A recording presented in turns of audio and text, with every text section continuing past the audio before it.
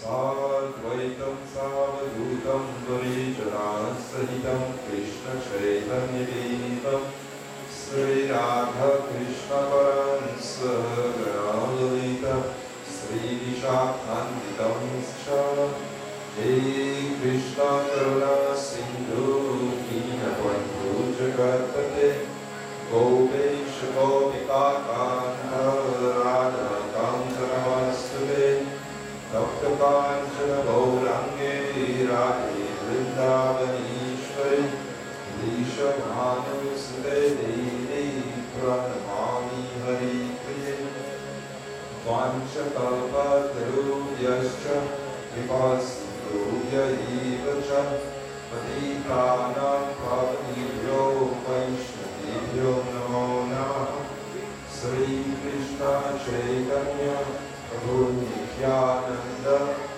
Shri Advaita Gadadhar Shavasari Gaur Bhakta Vrinda Hare Krishna Krishna Krishna Hare Hare Hare Rama Rama Rama Hare Hare Hare Krishna. Once again, a pleasant welcome to all of you. Thank you so much for joining here to express our devotion to the Lord. So, before we give a little historical description of the appearance of Lord Krishna in this world, I would just like to speak about what benefit we all can derive from Krishna's coming to this world. I just gave a lecture at one of our other centers, and I said my team is from a billboard outside of Georgetown. If you are a little observant, you may have seen this. Have you seen this? On a billboard just outside Georgetown?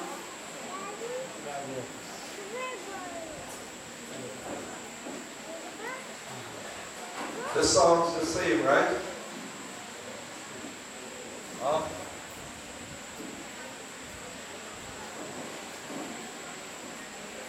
No God, no peace.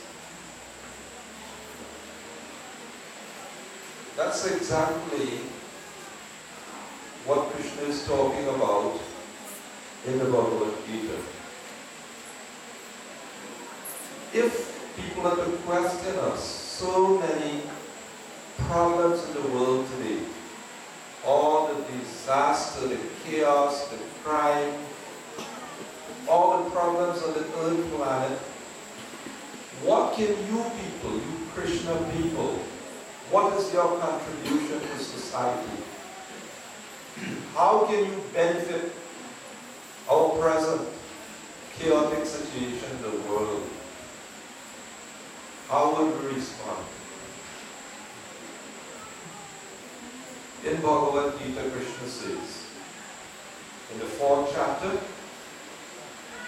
Janma karma chame divyam eva yo vedi tatvataha. He says, Janma, my Janma, and my karma is divya, it is divine.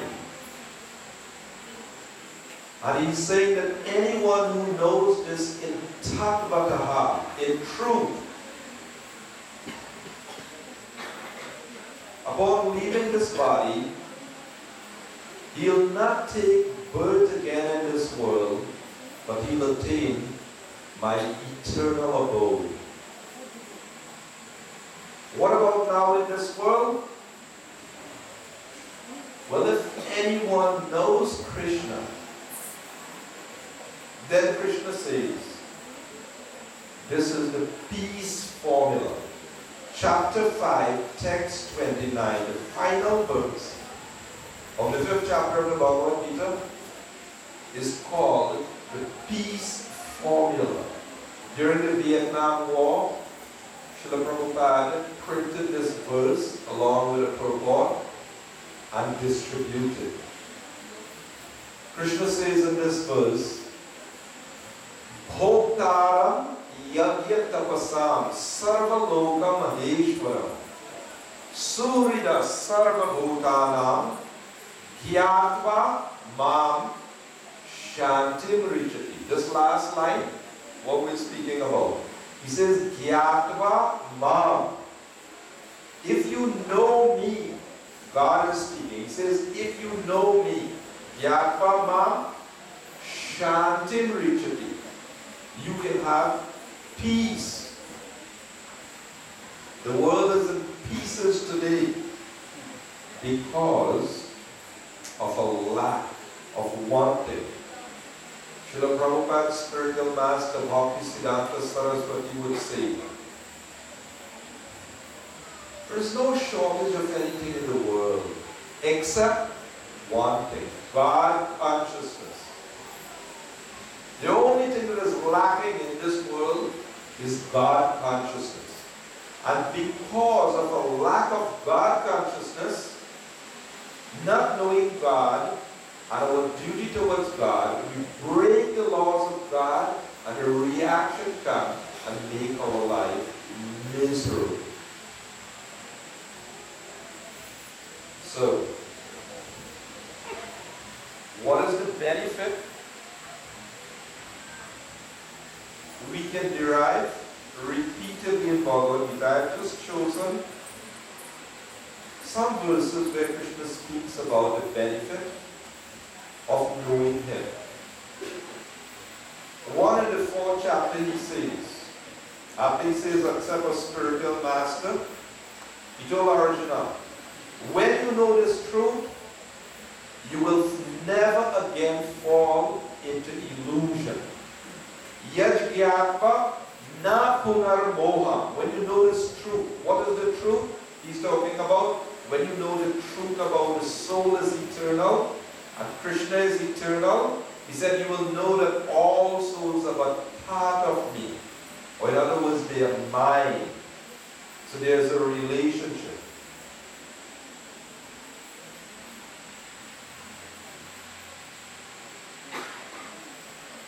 He said in that same 4th chapter, many persons in the past, purified by knowledge of me, became free from attachment, fear, and anger. They took refuge in me, and they developed transcendental love for me. In this world, this attachment keeps us fearful. Attachment to something that is material, we're always in a fearful condition that we're going to be separated from. In the 10th chapter he says, if you know me as the unborn, beginningless, the Lord of all worlds, you will be free from all sins. 10:3. 10:8 and 9. Krishna says, anyone who knows me as the source of everything, material and spiritual, will worship me with all their heart. Of course, there are many of them, but I won't bother to read through the detail. So even though you see on a billboard that if you know God, you will know peace. That's a good theory. But where would you learn about your God from? How would you know God? We would do well approaching Srila Prabhupada. He came to the Western world and in a practical way he demonstrated how knowing God can solve problems. I've quoted this many times. In 1975, Lieutenant David Mosey, the media relations officer of the Chicago Police Department, came to Srila Prabhupada. He said, "We heard you're helping people, saving them from crime and drug abuse and all these things. We'd like to hear about your solution." So Srila Prabhupada said, "The crime that you're experiencing is just the symptoms of the problem. The actual problem is the impure heart of the people." Give the example, boils are coming out all over the body. You could go putting Band-Aid on the boils, rubbing some ointment on the boils, but if you don't purify the blood, the boils will keep coming. So the many problems in society, it will keep coming because the peoples are impure. This is exactly what Srila Prabhupada was addressing. That all souls, Nitya Sita Krishna Prema, all souls have love for God. All souls in the world have love for God. But right now it is just covered over.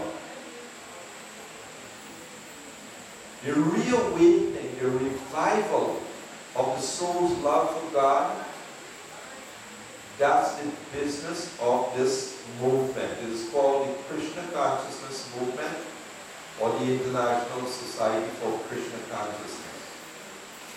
It is meant to revive or reawaken the God consciousness of all. So let us examine the situation of the world today. And we see that's exactly the situation 5,000 years ago when Lord Sri Krishna appeared on the earth planet. When Krishna appeared on the earth planet, the Bhagavad describes that the earth was overburdened by demoniac kings. Overburdened. So much so that the predominating deity of the earth, Bhumi Mata, along with many of the devatas, Lord Brahma, Lord Shiva, Indra, Chandra, they all went to the shore of the Milk Ocean and they offered prayers to the Lord. So within the material universe, there's a spiritual planet called Shvetadvi, where the Lord resides. We know the Lord resides everywhere, within every atom, within the heart of all living beings. But there is an actual planet, Vaikuntha planet, a spiritual planet within each universe, where the Lord resides as Kshirodakashayi Vishnu. There are many Vishnus. Mahavishnu, from whom all the universes come. Garbhodakashayi Vishnu lies at the bottom of the universe. A lotus stem sprouts from his navel. Lord Brahma is born on the top, and he creates everything within the universe. But that Vishnu expands himself as Kshirodakashayi Vishnu and enters within the heart of all living beings as Antaryami or Paramatma. He's present within every atom.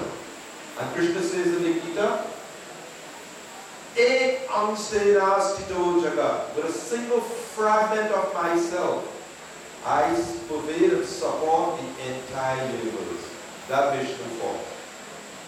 So whenever there are problems within the universe, the Devatas, they approach the Lord and they offer prayers and look forward to a solution.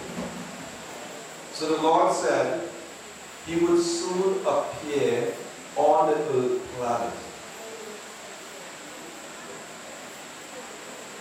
Now this form of Krishna comes only once in a day of Lord Brahma.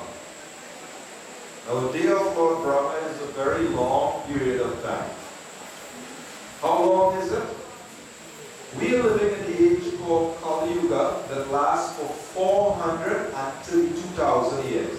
That's just one of the 4 ages. So this age, we have only passed 5,000 years in this age of Kali Yuga. There's another 427,000 years to go. But the age prior to this is twice the duration. 864,000, that's Dwapara Yuga. Treta is 3 times this duration, and Satya 4 times. Is that the day of Lord Brahma? No. In the 8th chapter of the Bhagavad Gita it said, Sahasra Yuga Paryatam Aharyat Brahmano Vidu. 1,000 of these cycles of Satya, Treta, Dwapara, and Kali is 1 day of Lord Brahma, and such also is the duration of his night. So once in a day of Lord Brahma, Krishna comes personally to this world. In every yuga, some avatar would come. Different types of avatar. There are different types of avatar. They come for different purposes.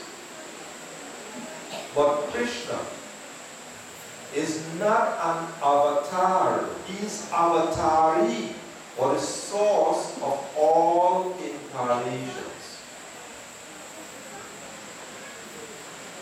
So, when Krishna appeared, a message was communicated to the heart of Brahmaji that the Lord would appear, and Brahma communicated that to all of the Devatas. The Lord ordered that the Devatas should take birth on the earth planet to assist the Lord in his pastimes on this earth planet. So the Devatas, they were taking birth on the earth planet in different in the Yadu dynasty, different dynasties at the time. So Kamsa, now the details of Kamsa and his power is described in the scriptures. He was very, very powerful.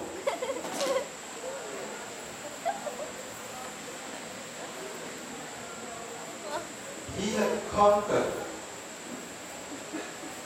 all the powerful demons at that time. And he didn't kill them, but he made them his servant. So he was very, very powerful. So, while the demigods were expecting some solution, once Narad Muni, he came to the earth and he said to Kamsa, I have some special news for you. I just came from Devaloka. There's a big meeting going on there. And you know what? That meeting was about you and your allies. The Devatas are taking birth on the earth planet, and the Lord is going to appear to kill you along with all your associates. That was news for Kamsa, right? he had previously heard during the wedding of Vasudeva and Devaki that the 8th child of Devaki would kill him. So Kamsa, he was very much disturbed by that, even though he spared Devaki's life and imprisoned them. When the first child was born, he had a momentary change of heart. When Vasudeva kept stuck to his word and brought the child, Kamsa said, it's all right. You can take back this child. No danger from this one. It's really the 8th child. But Vasudeva, he knew that he couldn't trust Kamsa. But when Kamsa got that news from Narad, immediately he imprisoned Vasudeva and Devaki, and he went about an evil campaign of killing children born. That's how demoniac the world was 5,000 years ago.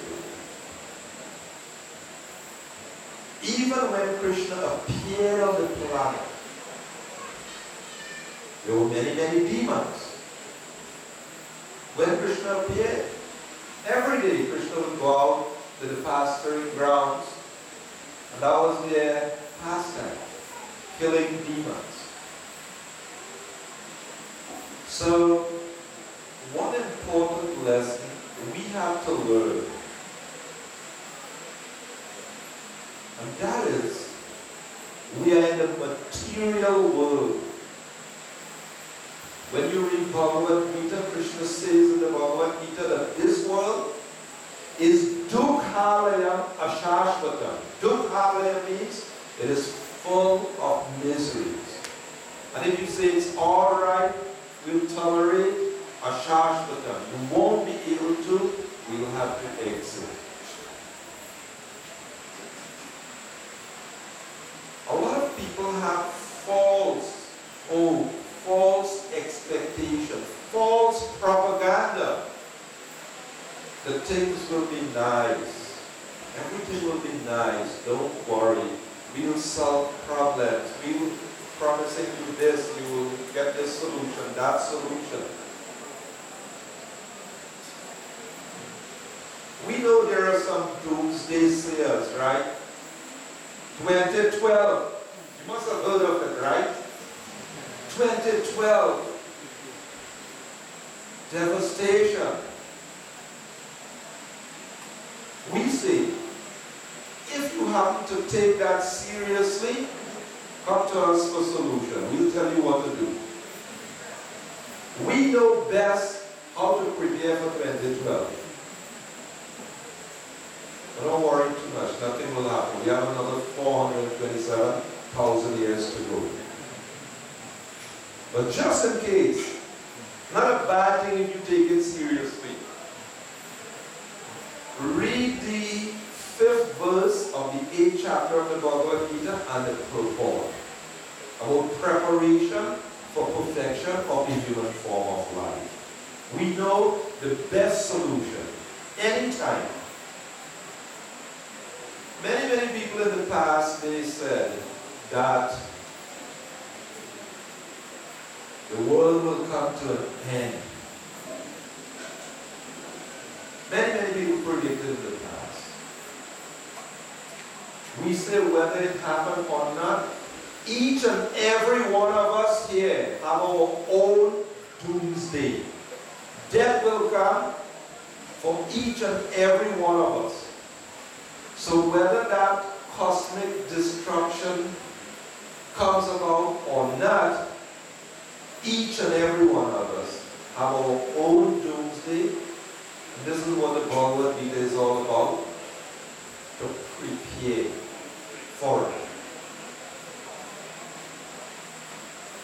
So the science of Krishna consciousness is serious business. Eternal souls will receive the human form. And now Krishna is addressing us in the human form. And when you have a human form, it should be used for one purpose, And that is to get out of the cycle of birth, disease, old age, and death. But in Kali Yuga, people are so distracted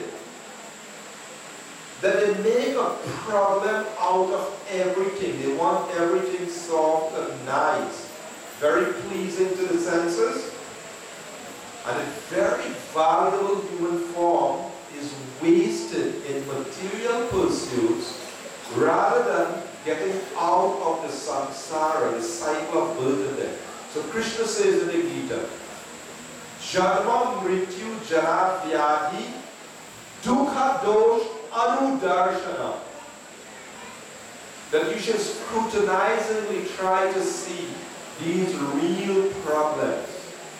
Sometimes people think, this country have a problem, this economic problem, this government. The West Indies cricket board is a problem. You want to know what is the criteria for a real problem? Nobody wants it. Everybody gets it. And nobody can avoid it. That's the criteria. That's when Krishna speaks about problem in the Gita. Birth, disease, old age, and death. That is the real problem. And if you get busy, sidetracked by all types of external and superfluous things, we're missing the real point of the human form of life. So when Srila Prabhupada came to the Western world, he had a serious message for the human society. Serious message. A radical message. Something that was revolutionary in nature. When Prabhupada came to New York and started to speak about giving up meat eating, intoxication, gambling, illicit sex, Dr. Misha said, Swamiji, don't speak like that. These people, they won't want to hear that. Prabhupada said, I didn't come to teach religion as they like it. I came to teach it as it is. In other words, not everybody on the earth planet will be willing to embrace and take up spirituality. That is good talk, that is good thinking, if everybody could do it. But Srila Prabhupada wanted to establish a genuine standard of religion that people who have sumedasha, good intelligence, people who are intelligent and philosophically inclined, who want to make a solution to the problems of life, they would have a genuine process to hold on to. So, when we're speaking about this Krishna consciousness movement and its existence in this world, the basic idea is that by knowing Krishna and knowing our relationship with Him, these three categories of knowledge. Someone needs to know our relationship with God. You know I am an eternal soul. You know Krishna is God, and you have an eternal duty towards Krishna. That's called sambandha. Abhideya means to be situated in that duty. What He's saying to do, you do that. And prayojana is the perfection, where you would go, what you would attain, how He would reciprocate. These three categories of knowledge, if we cultivate, our life will be successful. So, this perplexity of Krishna coming to the world and how we can benefit is interesting. Last week, Tuesday, we observed Lord Balaram's appearance. The Lord has Ananta Rupam, unlimited forms. On the altar, there is Krishna and Balaram in the middle there. So, Balaram is described as the original guru of the entire universe, the entire world. He is the servant of Krishna that provides everything for pleasing Krishna, for serving Krishna, making everything proper for Krishna.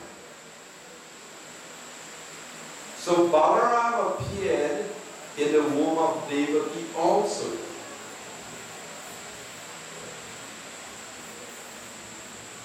To make the situation suitable for Krishna's appearance. And then Balaram was transferred to the womb of Rohini by Krishna's Yoga Maya potency. He ordered Yoga Maya to transfer Balaram to the womb of Rohini. So, in our life, taking the teachings of Guru into our life, following sadhana, spiritual discipline, spiritual practice, we are able to become Krishna conscious or God conscious. Krishna can manifest in our consciousness. So, before Balaram appeared and before Krishna appeared, 6 children were born to Devaki. And they represent the 6 enemies described in the Gita, like Kam, lust, Krodha, Krodha means anger, Lobha, greed, Moha, illusion, Mada, intoxication, Matsarya, envy. We are generally holding on to these things, and Krishna cannot manifest in the presence of these things that we hold on to. Devaki was very affectionate to these children killed. So there's a history that I'll tell you about these 6 personalities called the Sadgarbhas. Formerly, they were sons of Marichi, the sage Marichi, but they committed some offense to Lord Brahma, and they had to take birth in the family of Asuras or demons. So they were grandsons of Hiranyakashipu. Their father's name, Kalaneni, a great demon who was killed by Vishnu. Now once these 6 personalities, they went and performed tapasya, or austerity, to please Lord Brahma, to make themselves immune or to not be attacked or destroyed.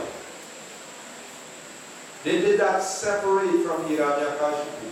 And when Hiranyakashipu found out how they had gone separately with the family of demons, when he found out that, he cursed them that you will be killed by your own father. So Kalaneni took birth as Kansa. And these 6 personalities, they took birth in the womb of Devaki, one after the other, and they were all killed by Kamsa. They were all killed by Kamsa. So at one time, when Krishna and Balaram, they spent some time at Gurukul, You know, you boys go to school, right? But unfortunately for you, you have to spend years at school. But Krishna and Balaram, they spent 64 days at Sandipani Muni's ashram in Ujjain, and in 64 days, they learned all 64 sciences, detailed information of everything. They learned everything. And then, when it was time to leave, then they said, Gurudev, what can we give you as dakshina? So Sandipani Muni said, he knew they were not ordinary students. So he went to his wife and said that they're leaving now and they want to give Guru Dakshin, so what should we ask them for? And she said, my heart always grieves for our son who drowned, who died in the ocean at Prabhat. Ask them if they can bring him back to life. So Sandipani Muni, he went to Krishna and he said, could you bring back our son who died in the ocean at Prabhat? Can you bring him back to life? Krishna said, no problem. We'll get him. So they went to the ocean at Prabhat. And the ocean god said, he doesn't have the son, but his son was taken by a demoniac serpent there who traveled in the form of a Panchajanya. So Krishna went into the ocean, killed the demon, but didn't find the boy, but took the conch, his famous conch. But then Krishna went down to the lower regions of the universe, blew his conch, and the Yamaraj came out and offered obeisance, yes sir, how can we serve, how can I serve you, what can I do? So then Krishna requested, my Guru's son, such and such person, bring him to me. And said, no problem. All accounts cancelled. You know, Yamaraj has a secretary, Chitragupta, who keeps account of everything. Well, Krishna says, Aham tvam sarva pati, if you surrender to me, I'll cancel out all harm. So the person was brought, and he was returned to Sandipani Muni, and they were delighted. Great Guru Dakshin, right? But when Devaki heard what her son Krishna had done for someone else, she said, but they lost one child, my 6 sons were killed by Kamsa. I always grieve for them. So she asked Krishna, can you bring them back to life? I said, yes, Maya, no problem. And Krishna went to a planet called Sutala, where Bali Maharaj resides. Bali Maharaj was king of the demons, but everything was taken away from him by Lord Vamanadev, and he was confined there to a planet called Sutala. But because he gave everything to the Lord, he is very glorious. He is the dearmost devotee of the Lord. And in the next Manvantara, this person who we know as Indra, the rain god and the king of the heavenly regions, in the next Manvantara, Bali Maharaj will become Indra, the king of heaven. So Bali Maharaj brought these 6 personalities, and Krishna asked that the narration be given about their history, their karma. So that history was narrated about committing offense to saintly persons, how they committed offense to Lord Brahma, and how they had to be killed by their own father who came in the form of cancer. So how careful we should be to not be victimized by committing offenses. Envy. The 6 personalities represent things that we hold on to. People are greedy and they think that is good for me, right? Yes, they may be very lusty, and Bhagavad Gita says this lust, never satisfied, it burns like fire. But yet, we hold on to these things. So the idea is that if we actually want to realize God, we have to be bold and brave and be willing to give up. To give up all these things and be ready to have Krishna in our life. Krishna is the reservoir of all pleasure, the all attractive, everything. So, in this world, you can't really blame people for wanting to be happy. Why? All souls are anandamaya bhyasa. All souls are pleasure seeking. That's the nature of the soul, to have happiness, pleasure. The only unfortunate thing is that people they don't know what constitutes real pleasure, how they can really be happy. So under the spell of Maya or illusion, the soul thinks I am a body and I can be happy by contacting other bodies or objects of this world. But this body is temporary, the objects are temporary, other bodies are temporary, and Krishna said, Dukha Yonaya Evati. This encounter, becoming attached to other bodies, attached to material objects, you become attached, and then there is separation and suffering. So Krishna says, Dukha Yonaya Evati. It is the source of suffering. So Nateshu Ramate Buddha, a person who is Buddha, intelligent, he doesn't delight, he doesn't allow himself to become attached to material bodies and material objects.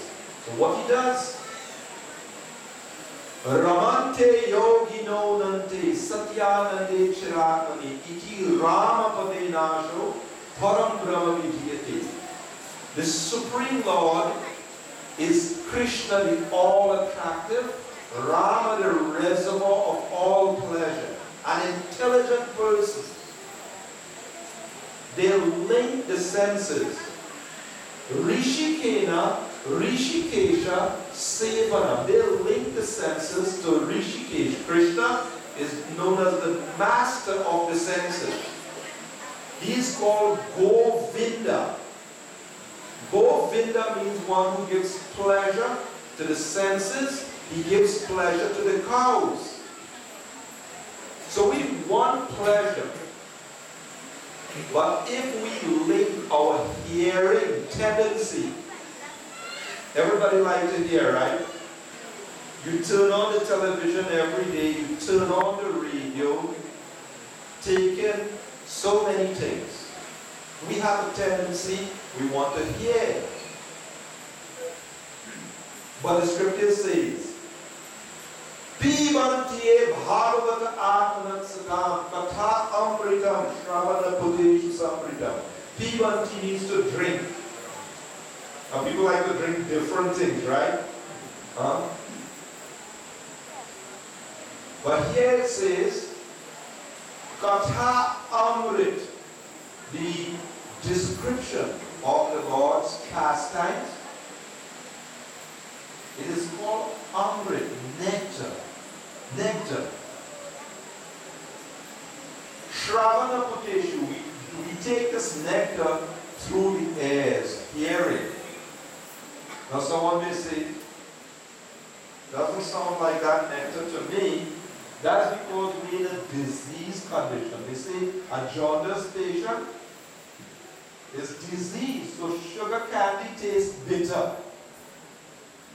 Sugar is not bitter, but because of the disease, it tastes bitter. But if the person goes on taking that, then the disease will go away and it will taste sweet. So in this world, daily, people are eager to hear the description, the glories of mortal beings. And when politicians and movie stars and sportsmen are not filling, they're not giving us the satisfaction, then what happens? We make up fictitious characters. Spider-Man, Superman, $6 million man. And if man don't work, make woman, Wonder Woman. Because there's a need, there's an urge to hear about Bhagavan is the real Superman.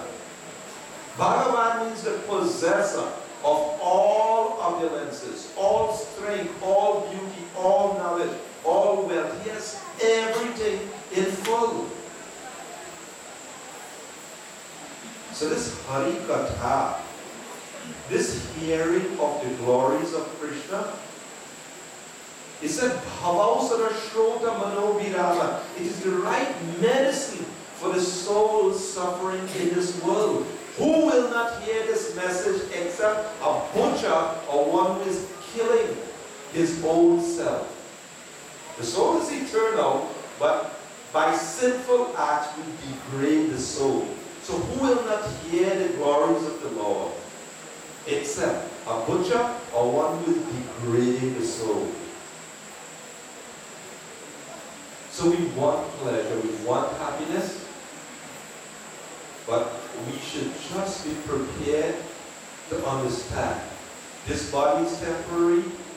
All the objects will have to exit just now.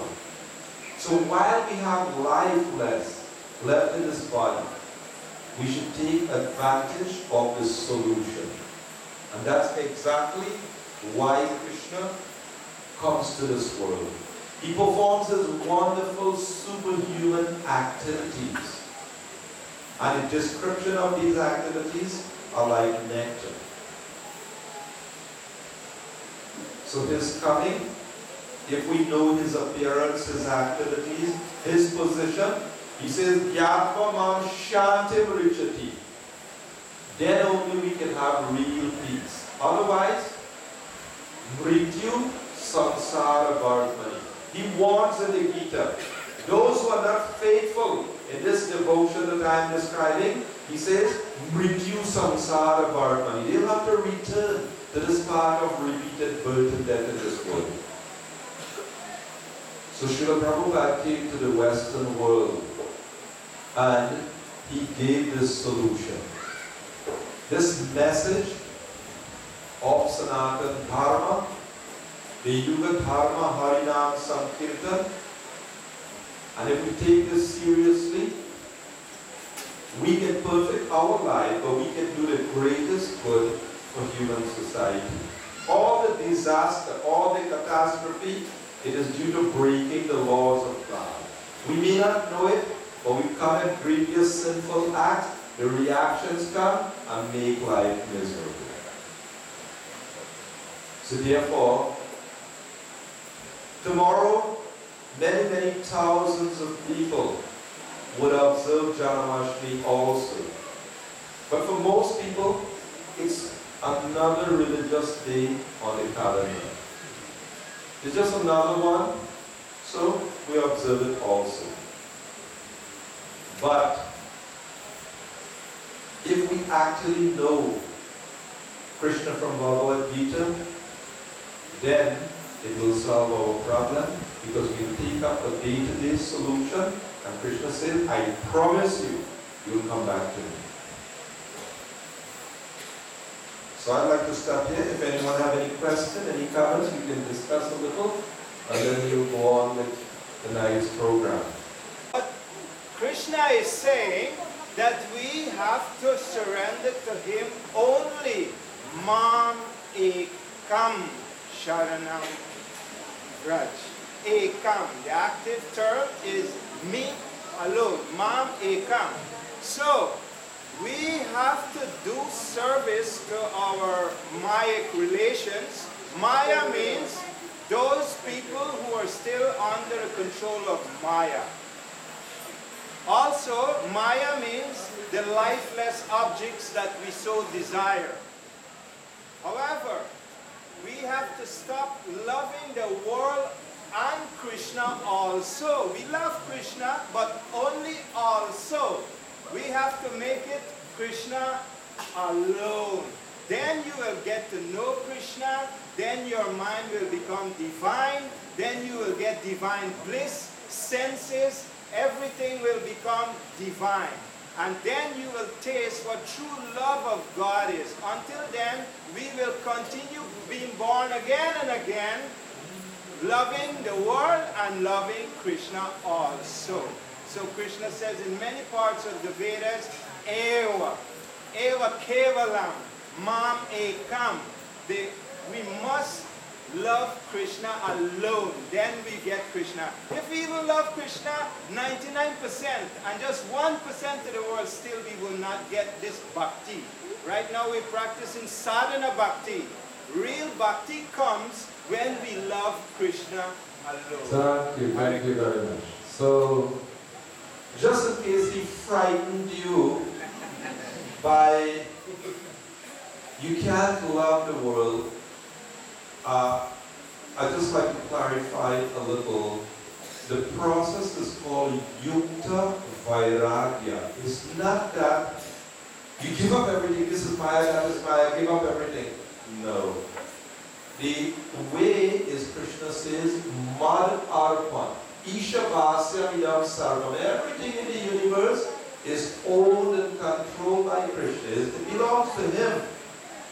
So we don't just give up, but we utilize everything in Krishna's service. What about the family members? They're Maya? Walk out? No. All of them, they're Krishna's servant, and I'm Krishna's caretaker, so I take care of them, engaging them in Krishna's service. So Srila Prabhupada and Rupa Goswami, they taught this principle that utility is the principle. The Krishna consciousness movement is very, very practical. Just for example, you look at a beautiful, attractive temple now, right? So some devotees decided it's Janmashtami, and we don't just want to come and chant some Hare Krishna, we want to do some seva. So you see, they did some practical service. They utilized things that normally would be used for sense gratification and would cause karma bandhan. They use it as an offering to Krishna. So the process is very, very practical, but point granted, if we remain attached to Maya, attached to things separate from Krishna, we remain in the material world. But if we see that everything belongs to Krishna and we utilize it in Krishna's service to save the conditioned souls, that is our perfection. Okay? Anybody still scared? Krishna consciousness is very, very practical. You utilize whatever. Everything belongs to Krishna.